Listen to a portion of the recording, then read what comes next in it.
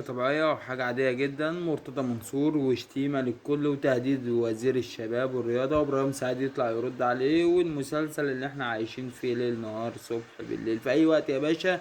طالما مرتضى منصور موجود في الرياضة المصرية فاحنا في الحال ده دايما دايما على طول هتلاقينا في الحال ده، على طول هتلاقينا في ألفاظ مش تمام، في شتيمة، في قلة أدب بزيادة. يعني الله يعني الزملكاوية والله العظيم بجد يعني. ولكن انتوا اللي عملتوه، انتوا اللي عملتوا الصنم ده.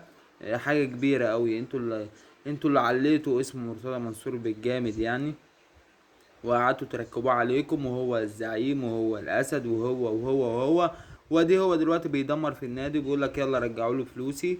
انا عايز الفلوس بتاع السيراميك وبتاع النجارة وبتاع السباكين ومش عارف ايه. يعني انت فاهم ازاي؟ عايز ايه؟ ما مش هسيب النادي بقى كده، انا دافع فيه دم قلبي، عايز فلوسي بقى عشان امشي والدنيا بايظه. فلكم الله يا زملكاويه بصراحه، ولكن خفوا علينا شويه في قله الادب يعني.